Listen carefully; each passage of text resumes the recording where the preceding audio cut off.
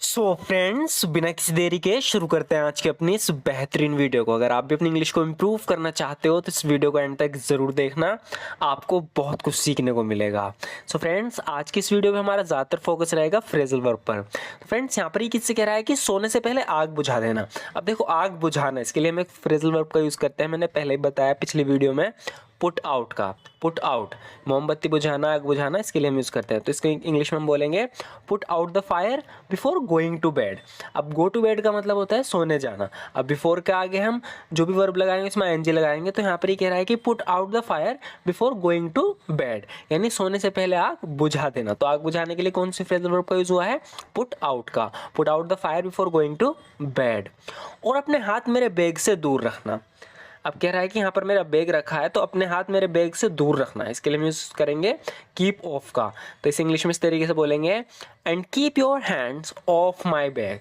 And keep your hands of my bag, और अपने हाथ मेरे बैग से दूर रखना। And keep your hands of my bag. Please party के लिए एक अच्छी सी ड्रेस चुन लो। यानी बहुत सारी ड्रेस रखी हैं तो उसमें से कोई एक चुन लो पार्टी के लिए। तो इसके लिए हम यूज़ करेंगे, please pick out a nice dress for the party. Please pick out a nice dress for the party. Please party के लिए एक अच्छी सी ड्रेस चुन लो। तो यहाँ पे चुनने के लिए हमने पिक आउट का यूज़ किया है। Please pick out a nice dress for the party. कमरे में जाने से पहले जूते उतार देना। अब यहाँ पर हम आगे की फ्रेजल वर्ब देखते हैं, जूते उतारना। इसके लिए हम यूज़ करेंगे टेक ऑफ का। तो कैसे बोलेंगे इंग्लिश में?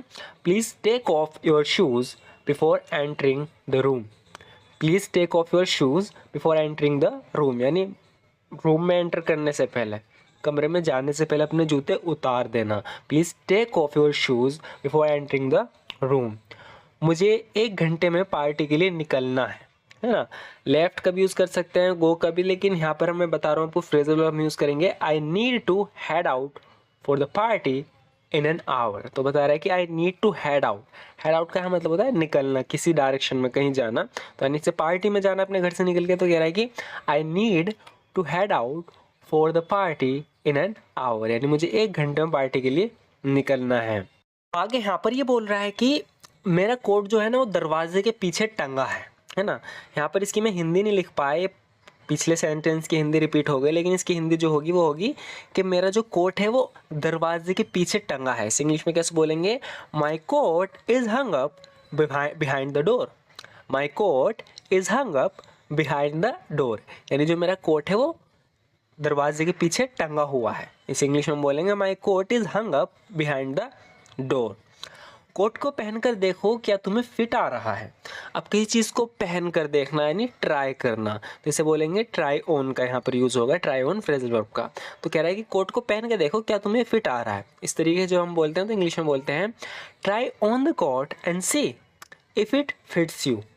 Try on the coat and see if it fits you, यानी इस कोट को पहनकर देखो क्या तुम्हें फिट आ रहा है। Try on the coat and see if it fits you. तो यहाँ पर पहन के देखना नहीं, ट्राई करना, इसके लिए ट्राई ऑन का यूज़ होगा। अपने दोस्तों को कॉल करके उन्हें पार्टी में इनवाइट कर दो। कह रहा है कि call up your friend and invite them to the party. यहाँ पर हमने यूज़ किया कॉल अप का। Call up your friend and invite them to the party, यानी अपने दोस्त को कॉल करके उन्हें पार्टी में इन्वाइट कर दो। Call up your friend and invite them to the party. किताब को नीचे रखो और मेरी बात सुनो मैं क्या कह रहा हूँ। यहाँ पर कह रही है किताब को नीचे रखो, सुनो मैं क्या कह रहा हूँ। तो इसके लिए यूज़ करेंगे पुट डाउन का, किताब को नीचे रखने के लिए। Put down the book and listen to what I am saying. Put down the book and listen to what I am saying, यानी किताब को नीचे रखो और सुनो मैं क्या कह रहा हूँ। Put down the book and listen to what I am saying. ये देखते हैं यहाँ पर फिर से पिक आउट का यूज़ हुआ है। कह रहा है कि हम एक स्पेशल अवसर पे जा रहे हैं, यानी कि स्पेशल ओकेजन पे जा रहे हैं, तो तुम एक अच्छा सा आउटफिट चुन लो। आउटफिट यानी अपने कपड़े पहनने वाले। तो कह रहा है कि pick out a nice outfit for the special occasion. Pick out a nice outfit for the special occasion, यानी स्पेशल अवसर के लिए एक अच्छी सी पोशाक चुन लो। फैशन की अपनी नॉलेज को निखारो।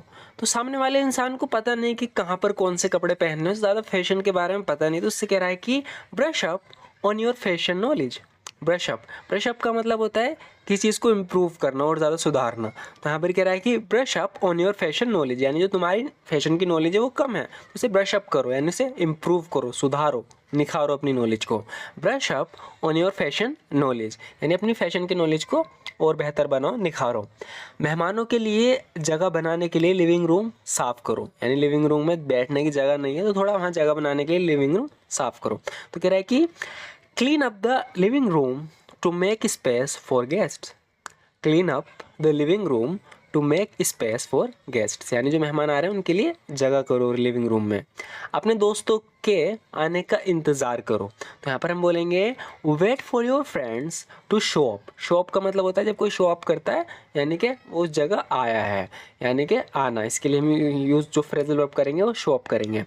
Wait for your friends to show up, यानी अपने दोस्तों का शो अप करने का वेट करो, यानी उनके आने का इंतज़ार करो। Wait for your friends to show up. Party शुरू होने से पहले अपने दोस्तों के साथ घूम लो। इसके लिए हम बोलेंगे hang out. Hang out with your friends, यानी अपने दोस्तों के साथ हैंग आउट कर लो, यानी उनके साथ घूम लो आसपास। Hang out with your friends before the party starts, यानी इससे पहले कि पार्टी स्टार्ट हो तुम क्या करो, अपने दोस्तों के साथ घूम लो, थोड़ा बहुत हैंग आउट कर लो। Hang out with your friends before the party starts. मोमबत्ती किसने जलाई? इसे इंग्लिश में बोलेंगे who lit up the candle. Who lit up the candle, यानी मोमबत्ती किसने जलाई। मोमबत्ती बुझा दो। अब देखो शुरू में मैंने बताया था आग बुझाना, मोमबत्ती बुझाना, इसके लिए कौन से फ्रेजल वर्ब का यूज होगा? पुट आउट का। तो यहाँ पर कह रहे हैं कि मोमबत्ती बुझा दो। Put out the candle. Put out the candle, यानी मोमबत्ती बुझा दो।